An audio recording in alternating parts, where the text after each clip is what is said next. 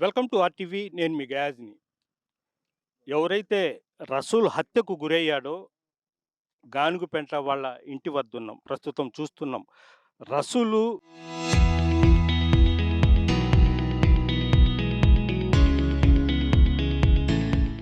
నిరుపేద కుటుంబానికి చెందిన ఒక చిరు రైతు. చిన్న పూరి ఇల్లేసుకొని, అదేవిధంగా పశువులని చేసుకుంటే దీని మీదే జీవనం సాగిస్తుంటాడు. అయితే ఒక కొడుకు, ఒక కుమార్తె ఉన్నారు. అయితే రసూల్ రెక్కాడితే కానీ డొక్కాడదు.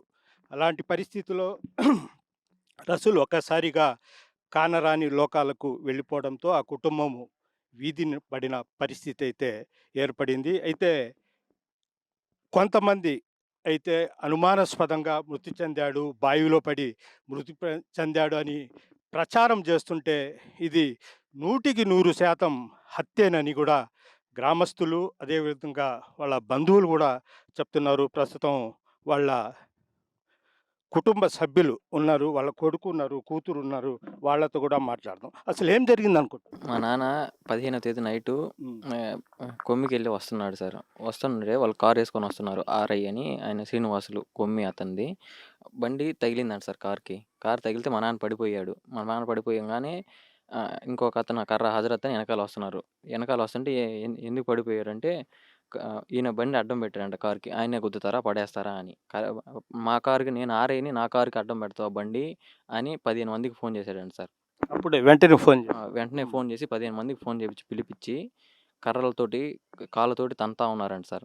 అప్పుడే ఎనకాల వస్తున్న జడ మాల్యాద్రి ఎందుకు తన్నుతున్నారు? ఏమైంది? ఏందంటే నేను ఆర్ఐని నా కారుకే బండిని అడ్డం పెడతారా? ఈళ్ళెంత మగోళ్ళు అని అన్నాడు సార్. అంటే నేను పొద్దున్నే మీకు సారీ చెప్పిస్తాను. కాళ్ళు పట్టించుకొని వస్తాను. మీ కాళ్ళు కూడా పట్టిపిస్తాను. అప్పుడు మీరెందుకు తన్నేది? ఇంతలామని కొట్టాలా? అని అడిగాడంట సార్. అని అడిగితే నేను ఆర్ఐని నా కారుకి అడ్డం పెడతారా? ఈళ్ళు ఎట్ట బతుకుతారో చూస్తారు అని చెప్పాడంట సార్. అని చెప్పంగానే జడ మాలేద్రుండి నా కొమ్మోళ్ళు కూడా తెలుసు. అంబడి సురేంద్ర, అంబడి సునీల్ కూడా తెలుసు. నేను వాళ్ళ చేత మాట్లాడిస్తాను. వాళ్ళు పెద్దోళ్ళు, వాళ్ళ చేత మాట్లాడిస్తానని చెప్పాడంట సార్. నేను వాళ్ళని కూడా పిలిపిస్తానని అంబడి సునీల్‌ని పిలిపించాడంట సార్. పిలిపించి వాళ్ళ ముందు కూడా కొట్టాడంట సార్. వాళ్ళ ముందు కూడా కాలుతో తన్నతా కర్రలతో కొట్టారంట సార్. కర్రలతో కొడుతుంటే అంబడి సునీల్ ఉండి కర్ర హజరత్తు పడిపోయాడంట సార్ సుగదప్పి. అతను తీసుకెళ్ళు, నేను ఇతన్ని పంపిస్తాను అని అంతలోపు నేను చూస్తుంటాను అని చెప్పాడంట సార్. జడ మాల్యాద్రి అంతలోపు కర్ర హజరత్ ఇంటికి తీసుకొచ్చి వదిలిపెట్టాడంట సార్. మళ్ళీ జడ మాల్యాద్రి తిరిగి ఎళ్ళగా అక్కడ లేడంట మా నాన్న. ఇప్పుడు హజరత్‌కి దెబ్బలున్నాయా బాగా? ఉన్నాయి సార్. హాస్పిటల్‌లో కూడా అడ్మిట్ అయ్యి ఉన్నాడు.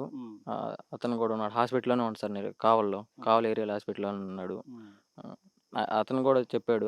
అతను కూడా అడిగాను. తర్వాత హజరత్‌ని ఇక్కడ తీసుకొనొచ్చారు. తర్వాత మీకు విషయం తెలిసి మీరు స్పాట్‌కి పోయారా?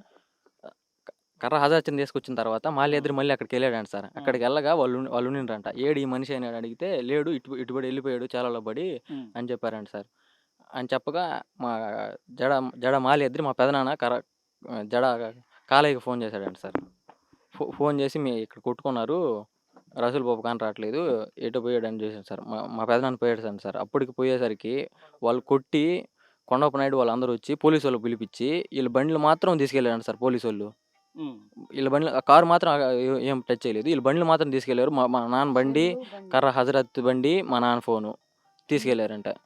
తీసుకెళ్ళి మా పెదనాన్న చూసి భయపడి వచ్చేసాడంట సార్. కర్రలు అవన్నీ పట్టుకున్నారంట. వాళ్ళు 15 మంది దాకా ఉన్నారంట. చూడంగా మళ్ళీ తిరిగి వచ్చేసాడంట సార్. వచ్చి చూడంగా మళ్ళీ పోయి ఎతకతా ఉన్నారంట. ఎతకతా ఉంటే కానరాట్ల మనిషి చీకట్లో. అందులో నుంచి ఇంటికి వచ్చి పడుకున్నారంట సార్. తెల్లారుజామున మళ్ళీ వెళ్ళి పోయి చూడగా బావిలో పడేసున్నారు సార్. రక్తం మడుగుతోటి రక్తం కారుతా ఉంది. ఎక్కడెక్కడ ఇంజురీస్ ఉన్నాయి మీ ఫాదర్‌కి? హెడ్ మీద బలమైన గాయం తగిలింది సార్. మళ్ళీ ఇక్కడ చెవు దగ్గర బాగా కొట్టున్నారు సార్. అప్పుడు చెవు కొట్టిన బావిలో పడేసినా కూడా ముక్కులో నుంచి బ్లడ్ కారుతుంది, చెవులో నుంచి బ్లడ్ కారుతుంది సార్. అంటే మొత్తం మీద 100కి 100 రూపాయలు హత్య అంటారు. 100కి 100 హత్యే సార్. ఆయనే చెప్తున్నాడు సార్. ఆయన తర్వాత మా పెదనాన్నకి ఫోన్ చేసి చేరే వాళ్ళ చేత నీ ఎంత డబ్బులు కావాలో చెప్పండి. కేసులు గీసులు వద్దు. మీకు ఎంత డబ్బులు కావాలో చెప్పండి మేము ఇప్పిస్తాము. ఆయన కొండప్ప నాయుడు అంట సార్. కొమ్మి కొండప్ప నాయుడు వాళ్ళ బంధువు అంట. ఆర్ఐ శ్రీనివాసుల బంధువు. నీకు ఎంత డబ్బులు కావాలో చెప్పండి మేము సెటిల్మెంట్ చేసుకుని ఈ కేసులు ఇవన్నీ ఎందుకు మీకేమొచ్చిద్ది అని చెప్పారంట సార్. మా పెదనాన్న మేము సంపత్తము మీకు మనిషిని చంపితే డబ్బులు ఇస్తారా? మాకు ఏం వద్దు మేము కేసు పెట్టుకున్నాం అని చెప్పాడంట సార్. ఇప్పుడు మీ నాయన మీ కుటుంబం ఎలా జీవించేది? మీ నాయన ఏం పని చేసేవాడు? మా నాన్న పశువులు కాస్తా ఉంటాడు సార్. ఉమ్, ఏమన్నా వ్యవసాయం పనులకి వెళ్తా ఉంటాడు సార్. ఉమ్, అదే సార్. ఉమ్. ఇప్పుడు ఎమ్మెల్యే వచ్చారా? ఎమ్మెల్యే హామీ ఏమైనా ఇచ్చారా? వచ్చారు. మీకు నేను భరోసా ఉంటాను. మీకు సాయం చేస్తాను. మళ్ళీ వస్తాను అని చెప్పాడు సార్. మరి మీరేం చదువుకుంటున్నారు? నేను బీఎస్సీ నర్సింగ్. ఉమ్. ఏమనుకుంటున్నారు మీ మీ నాన్న మర్డర్ మీద? కొట్టి చంపేశారు అనుకున్నాను. ఉమ్. వాళ్ళకి కూడా అలానే శిక్ష వేయాలి. న్యాయం జరుగుతుంది అని నమ్ముతున్నారు మీరు? జరగాలని వచ్చారు. జరగాలని. ఉమ్. మీరు చెప్పునమ్మా, కేసుని తారుమారు చేసే ప్రయత్నాలు అయితే చేస్తున్నారని చెప్తున్నారు. మీరు ఏ విధంగా చేయాలి? అదేవిధంగా దీన్ని మీరు మీ డిమాండ్ ఏమి? మా డిమాండ్ సార్, నా భర్తని ఎలా కొట్టి చంపినరు, నాకు అన్యాయం జరగకుండా న్యాయమే జరగాలని నా కోరిక సార్. ఉమ్. వాళ్ళకి కూడా అదే శిక్ష జరగాలని ఉమ్. నా కోరిక సార్. మీకు ఏమైనా పొలము అవి ఉన్నాయమ్మా? మామూలుగా దీని మీదే జీవనం సాగి మాకు పొలం ఏమీ లేదు, దీని మీద సాగించాను సార్. పశువులు కూలి పని. అవును సార్. ఇది పరిస్థితి.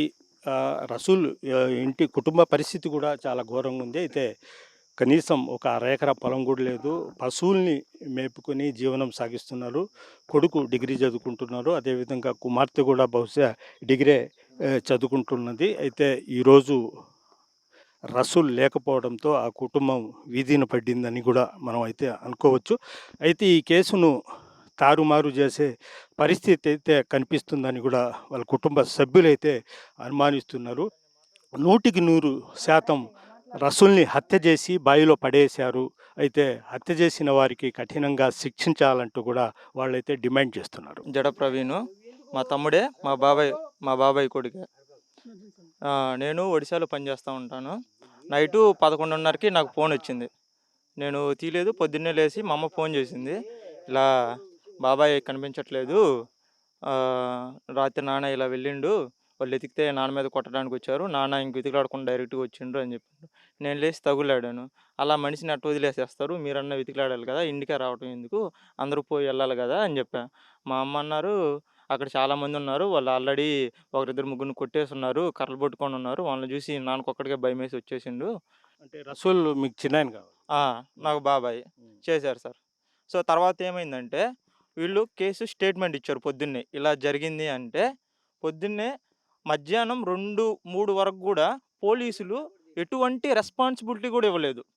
కంప్లైంట్ ఇచ్చారు, చేశారు. కనీసం వచ్చి మేము 17 మెంబర్స్ లిస్ట్ పేరిస్తే కనీసం వాళ్ళ ఆచూకీ కూడా గాలించలేదు పోలీసులు. చివరికి ఎంఆర్పిఎస్ వాళ్ళు వచ్చి ధర్నా చేసి ర్యాలీ చేస్తే అప్పుడు పోలీసులు ఎఫ్ఐఆర్ ఫైల్ చేసామని ఒక స్టేట్మెంట్ ఇచ్చారు. తర్వాత ఏం చేశారంటే పోస్ట్ మార్టంకి పంపించారు సార్. పోస్ట్ మార్టంకి పంపించిన తర్వాత అక్కడ ఏం చెప్పారంటే దెబ్బలైతే ఉన్నాయి, కాకపోతే ఇది మర్డర్ కాదు అని యాక్చువల్గా రాసి ఇచ్చారు. బావిలో పడటం వల్ల ఏమీ తెలియట్లేదని ఒక ఫేక్ స్టేట్మెంట్ ఇచ్చారు. ఓకే, బేసిక్గా అయితే మా బాబాయ్కి ఈతొచ్చు, గజ ఈతగాడు, ఈత. పోనీ బావిలో స్పృహ తప్పి పడిపోయాడే అనుకుందాం, ఈత కొట్టుకుంటూ ఆయన బయటికి రావచ్చు. కనీసం బావిలో వాటరు స్విల్లింగ్ చేసినా కూడా బాడీ ఉబ్బాలి, కానీ బాడీ నార్మల్గానే ఉంది. అంటే వాళ్ళు కొట్టి పడేసి అక్కడే పడేశారు. దాని తర్వాత ఏమైంది, రిపోర్ట్లు అంతా తారుమారు చేశారు. పోస్ట్ మార్టం రిపోర్ట్స్ నైట్ వచ్చారు. పోలీస్ కంప్లైంట్కి వెళ్ళిన తర్వాత అక్కడ కొంతమంది నాయకులు అక్కడే ఉన్నారు. వీళ్ళు గట్టిగా ప్రశ్నిస్తేనే అప్పుడు నార్మల్ డెత్, సూసైడ్ డెత్ నుంచి మర్డర్ కేసుగా గుర్తించి అప్పుడు పోలీసులు రిజిస్టర్ చేశారు. ఇలా గ్రామంలో ఉండే నాయకులు కానీ ఎవరు కానీ ఓట్లు వేయటానికి వచ్చి అడిగేటప్పుడు ఉన్నంత న్యాయం అస్సలు ఏం లేదు. గ్రామంలో ఉండే నాయకులు కానీ ఎవరు కానీ ఓట్లు వేయటానికి వచ్చి అడిగేటప్పుడు ఉన్నంత న్యాయం అస్సలు ఏం లేదు సార్. ఇప్పుడు తలకు కూడా బలమైన గాయం ఉంది. మెయిన్ 2 దెబ్బలు సార్. ఒకటి తలకు ఇక్కడ బాగా గాయము, రెండోది ఇక్కడ కొట్టారు సార్ మెయిన్. సో బావిలో నుంచి తీసిన తర్వాత కూడా బ్లడ్ అనేది అలాగే వస్తూ ఉంది. సో అలా జరిగింది. నాయకులు అనేది బలగం ఉంటేనే సార్ ఏదైనా. మీరు న్యాయం అనేది ఎటు సైడే ఉండి, డబ్బు బలగం పలుకుబడి ఉంటే ఎటోళ్ళు అటే మెయిన్.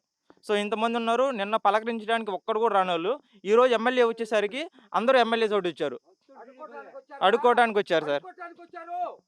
అంటే మీ బంధువులు కొంతమంది చెప్పడం, ఒకవేళ అతను మైకంలో ఉండి పడిపోతే, ఈత వచ్చిన మైకంలో నుంచి పడిపోతే అతన్ని తీసుకొని పోయి బావిలో వేస్తే ఖచ్చితంగా చనిపోతారు. దెబ్బలు లేకుండానే కూడా చనిపోయే అవకాశాలు ఉన్నాయి. కానీ దెబ్బలు ఉన్నాయి. పోనీ బావిలో పడిపోయాడే అనుకుందాం సార్. బావిలో ఫుల్‌గా వాటర్ ఉన్నాయి. బేసిక్‌గా అయితే దెబ్బలు తగలవు. పోనీ అంటే అనుమానాస్పదంలో చేసిన స్క్వాడొచ్చి డాగ్స్ తీసుకొచ్చి అంతా చెక్ చేయాలి. కానీ పోలీసులు అదేం లేదు. నార్మల్‌గా బాడీని ఎలా అయితే తీశారో అలాగే తీసుకొచ్చారు సార్. ఒక చెకింగ్ లేదు, ఏమీ లేదు. ఎవరైనా వచ్చారా నిన్న? ఎవ్వరు రాలేదు. కనీసం వచ్చి నార్మల్‌గా అయితే చెక్ చేస్తారు సార్. ఏదైనా అనుమానాస్పద మృతి అయితే డాగొచ్చి స్మెల్ చేసి స్క్వాడొచ్చి చెక్ చేసారు. అదేమి చెక్ చేయలేదు. సో, అలా చేశారు సార్. ఇది పరిస్థితి. అయితే ఘర్షణ జరిగింది. ఘర్షణ జరిగిన కొన్ని గంటల్లోనే అతను బావిలో శవమై తేలడం, అది పెద్ద అనుమానాలు దారితీస్తుంది. ఖచ్చితంగా ఇది హత్య అని వాళ్ళ బంధువులు కూడా చెప్తున్నారు. అయితే పోలీసులు దీని మీద పెద్ద దృష్టి సారించడం లేదని కూడా వాళ్ళైతే ఆరోపిస్తున్నారు. వాళ్ళ బంధువు ఉన్నారు. మీరేమంటారు? మీ అనుమానం ఏమి? కొట్టి చంపేసేసి బాయిలు వేసేసారు. హ్మ్. అది నేను మీడియాలో చెప్తున్నా. హ్మ్. ఇప్పుడు నీ కారు గీక్కునింది, దానికి వచ్చేసి ఒక దెబ్బ కొట్టేసేసి చెప్పని. హ్మ్.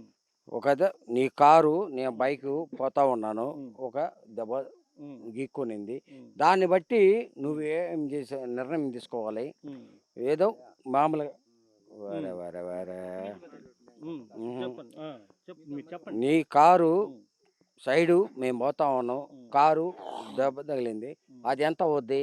మామూలుగా ఒక 10,000, 20,000, అదేలే, 60,000. చిన్న విషయానికి ఒక ఆ. ప్రాణం తీశారని ఆ, చెప్తారు మీరు. ఆ, హ్మ్. ఆ ప్రాణము హ్మ్.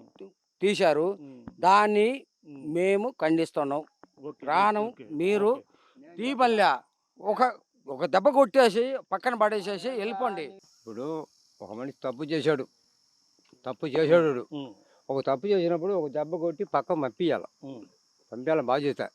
లేదు, కొట్టేశారు వాడిని కొట్టి బాయిలు వేశారు.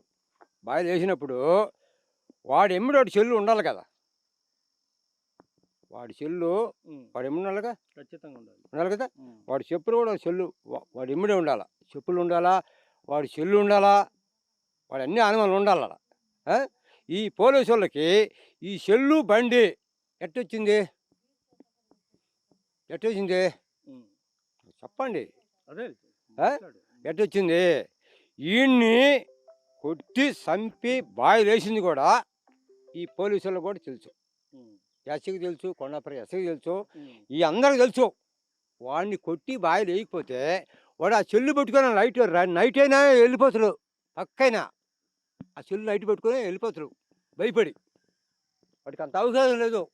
వాడిని కొట్టి బాయిలు వేసి చంపేశారు. ఇది వాళ్ళ కుటుంబ సభ్యులు, అదేవిధంగా స్నేహితులు మొత్తం చెప్పడం ఏంటంటే రసూల్‌ను ఖచ్చితంగా హత్య చేశారు. హత్య చేసి అతన్ని బావిలో వేశారు. కనీసం ఆ చిన్న విషయం అంటే కారుని మోటార్ బైక్ తగిలింది. దానికి చిన్న విషయము. అప్పటికి వాళ్ళు సారీ చెప్తామని కూడా చెప్పడం జరిగింది. అయితే ఎవరైతే సివిల్ సప్లై అధికారి శ్రీనివాసులు ఉన్నారో అతను ఆగ్రహంగా అతని తెలిసిన వాళ్లకు ఫోన్లు చేసి పిలిపించి ఇది చేయడం జరిగింది. కనీసము శ్రీనివాసులు ఫోన్‌ను కూడా పోలీసులు చెక్ చేస్తే ఎవరికి ఫోన్ చేసి పిలిపించాడనే విషయం కూడా తెలుస్తుంది. అయితే అది చేయలేదని కూడా వాళ్ళ కుటుంబ సభ్యులు చెప్తున్నారు. మొత్తం మీద చూసుకుంటే ఆ కుటుంబం అయితే ఈరోజు వీధిన పడింది. తమకు ఖచ్చితంగా న్యాయం చేయాలంటూ వాళ్ళ కుటుంబ సభ్యులు, అది శ్రేయోభిలాషులు మొత్తం అయితే కోరుతున్నారు. వీడియో జర్నలిస్ట్ అల్తాఫ్‌తో కొమ్మిన్ నుంచి.